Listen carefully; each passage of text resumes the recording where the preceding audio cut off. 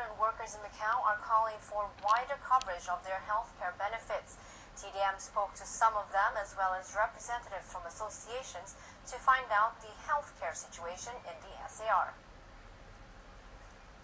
In April, a domestic helper from the Philippines named Rossel Gurtiza was pronounced dead at a public hospital in Macau. She was said to have always been ill, complaining of chronic headaches, and needed medical attention several times. A local Filipino migrant workers group says they have learned that 2 days before her death, her employer asked her to sign a resignation letter as she was seen to be unfit to work. Until now, her family is still unsure about the cause of the death, and without insurance, the only monetary compensation they got were repatriation fees given by the Philippine government and 7,000 patakas from her employer. The daughter came here, but she just stayed during the processing of the repatriation of her mother.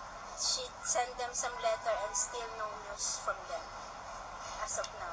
She sent them some email, and I heard that she didn't receive any response from them because they said that they're not in the position to follow up because they're not the relative. And Greens Macau says that what happened to Gurtiza reflects a lack of attention to the non-resident workers' welfare, such as the healthcare benefits that they need.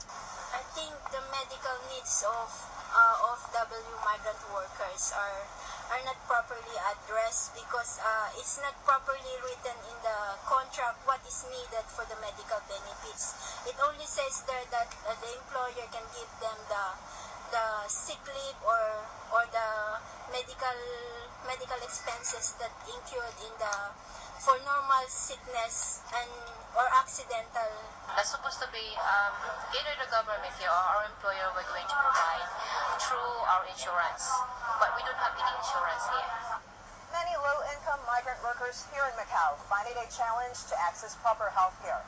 Not every one of them knows where to seek help when it comes to serious illnesses and injuries, and they fear the cost of hospitalization and other medical needs. For them, being sick is not an option. Being sick is the most hard thing for domestic helpers like us, especially me. I work stay in or live in with my employer, so whenever I'm sick, I cannot take the sick leave because I stay in their home. So even I'm sick, I have to do all the housework because since my employer is always busy and I do all the things for them. Not only do they worry about the sickness, but the idea of paying for medical costs is also their main concern. Public hospitals are among the affordable solutions when migrant workers need medical assistance. However, some of them still hesitate going there because of the costs, and some also worry about the language barrier. Public hospitals is not so much fees because it's public. Public hospital maybe plus public hospital maybe 150 or sometimes 200. Well, it's really hard for the language barrier because some of the workers in the hospital can speak English.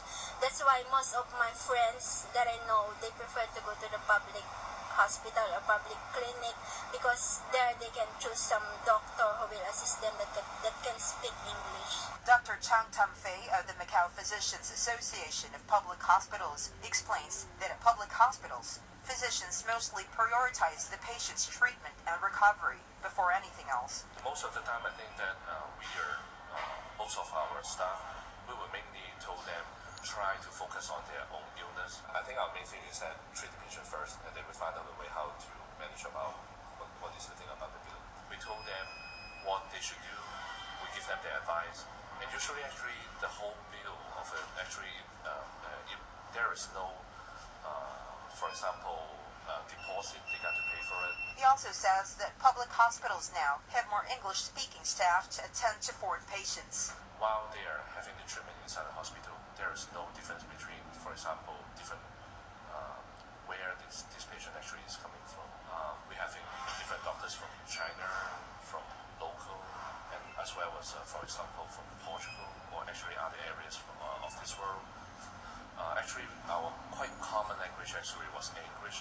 So I think that the majority of our physicians, nurses, actually they're quite capable of speaking English. Dr. Chang also explains that public hospitals usually have social workers to help those patients with financial difficulties. From my experience, that there are also some patients, while we in contact with the social workers together with, for example, the Immigration Department, sometimes they even can seek help from their countries. Filipino migrant workers, for example, can go to the Philippine Labor Office in Macau to seek assistance for the healthcare and hospitalization costs. We would suggest that they go to the public hospital, which is the Santi, and there they are treated even if they don't have money for deposit. So that's how we coordinate with the host government officials, and in instances where the worker has financial problem, they also the consulate refer them to the social worker for assistance, meaning the social worker of the hospital that also allows them or advise them on how to go about settling their medical bills.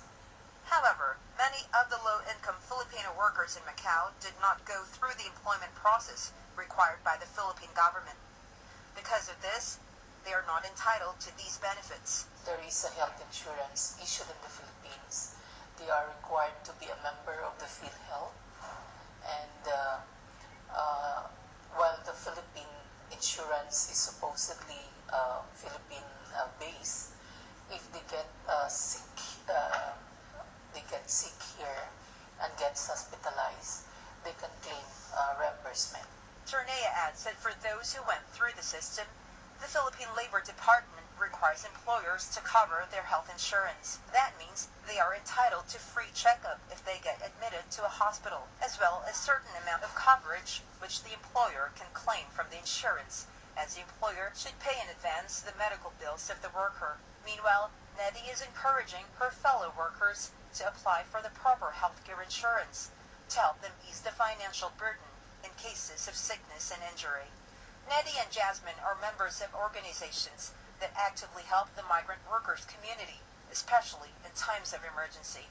Macau currently has no specific regulations on the healthcare benefits for domestic helpers and other low-income non-resident workers. So far, the law only says that employers are required to provide employees compensation insurance for their workers so that they are protected in case of occupational accidents or occupational diseases. In that regard, migrant workers groups say there is much to be done in offering low-income imported workers in Macau a much better protection that they deserve.